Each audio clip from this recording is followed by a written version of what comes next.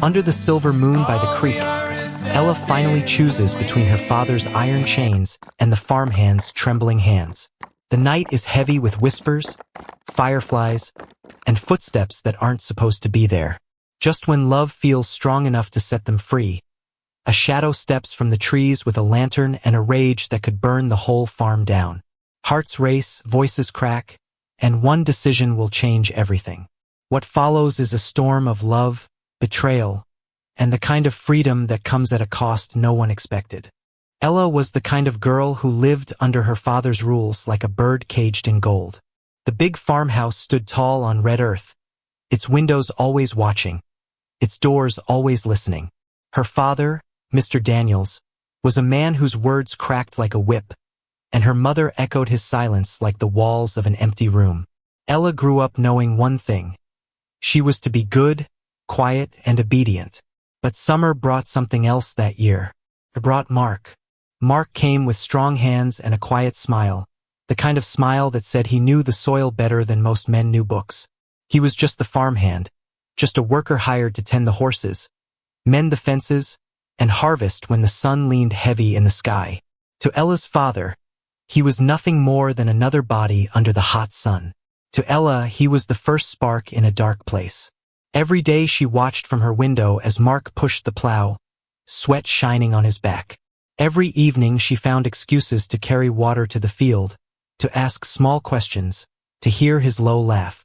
And little by little, her heart broke its own chains. But the farmhouse had eyes. Mr. Daniels noticed the way Ella lingered.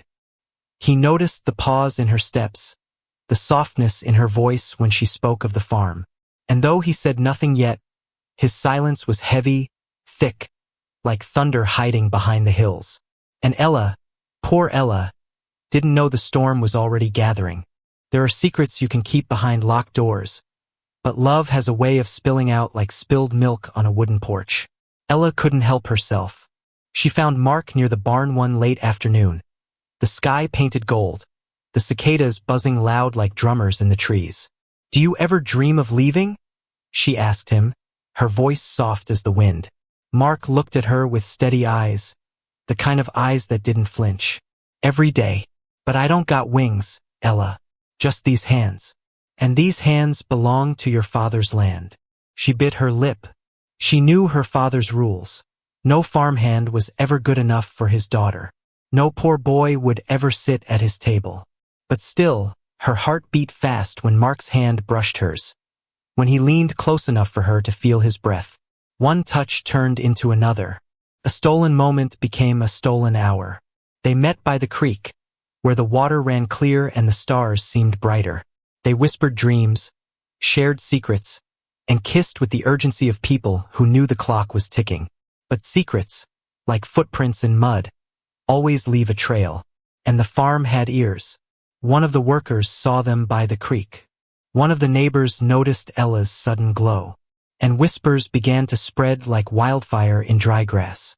It wasn't long before Mr. Daniels heard the first crackle of the flames. Mr. Daniels was a man who believed in order. He believed in rules the way a preacher believes in scripture. When the whispers reached his ears, he didn't shout right away. No, he watched. He listened. He let his anger grow slow, like wood piling on a fire. Ella felt it before she heard it. The cold stares at supper. The heavy silence when she entered the room. Her mother's eyes darting away like frightened birds.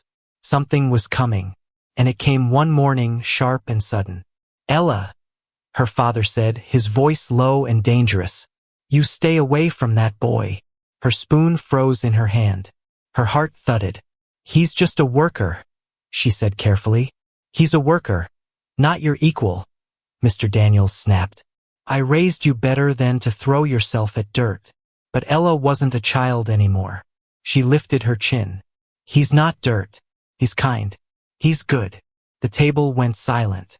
Her father's hand slammed down hard, rattling the dishes. "You will not see him again." But hearts don't obey orders, not when they've tasted freedom. That night Ella slipped out, her bare feet quiet on the old wooden floor. She ran to the barn, to the only place that felt safe. And there was Mark, waiting, his face lit by the lantern's glow. "You shouldn't have come," he whispered. "I had to," she said. "They don't own my heart." But in the shadows someone was listening. It was her brother, Tom.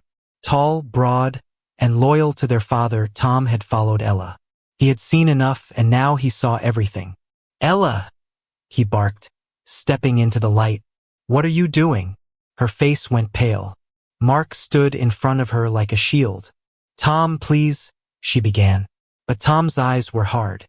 "Father was right. You're throwing yourself away on a nobody." Mark clenched his fists but said nothing. He knew a fight with Tom would end in blood, and blood would only make things worse. "Tom," Ella pleaded, tears in her voice.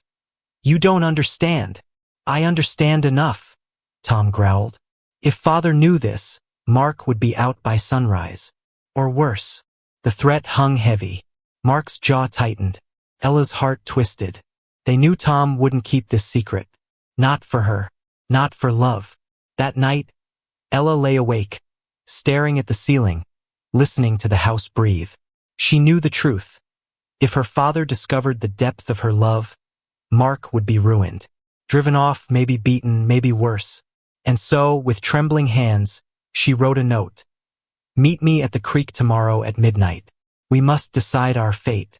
The creek was alive with moonlight when they met again.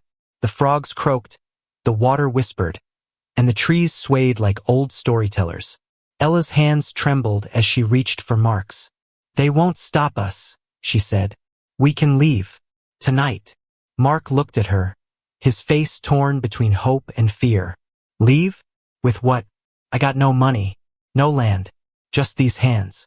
And your father, he'll hunt us." "I don't care," Ella whispered. "Better to run than to die in this prison." He searched her eyes, and for a moment the whole world seemed to pause. "Ella, if we go, there's no turning back." Her grip tightened. "Then let's not turn back." They kissed under the moon, fierce and desperate, like two souls trying to become one. But in the distance, a twig snapped. A lantern glowed, and out of the shadows stepped Mr. Daniels himself. His face was stone. His eyes burned with fury. The air froze. The frogs fell silent. Even the water seemed to hold its breath. Mr. Daniels' voice cut through the night like a whip. "You shame me, Ella. You shame this family." Ella stood tall, though her knees shook. "I only followed my heart." "Your heart is a fool," he thundered, "and fools pay with pain." He turned on Mark, his glare sharp enough to pierce. "Get off my land by dawn, or you won't walk out alive." Mark swallowed hard. His hands curled into fists, but he didn't move. He knew the power Mr. Daniels held in this town, knew that every road and every neighbor bent to him. Ella's voice cracked with desperation. "If he leaves, I go with him." That made her father falter. For the first time, his iron mask slipped, and fear flickered in his eyes. His daughter, his pride, was willing to throw everything away. But pride is a heavy chain, and Mr. Daniels' chain would not break.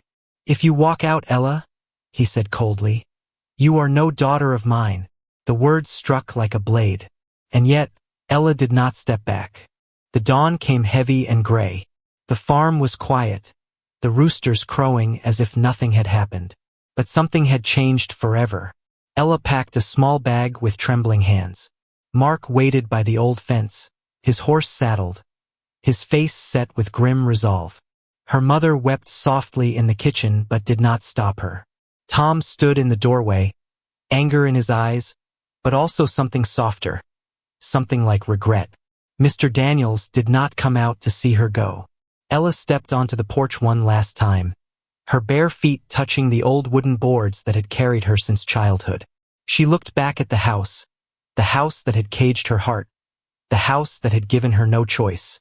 And then she turned away. The horse carried them down the dirt road, past the fields, past the creek, past the only world they had ever known. The wind rushed against their faces, the horizon opening wide. They did not know where the road would lead. They did not know if love would be enough. But they knew one thing: they were free. And sometimes, freedom is the only story worth telling.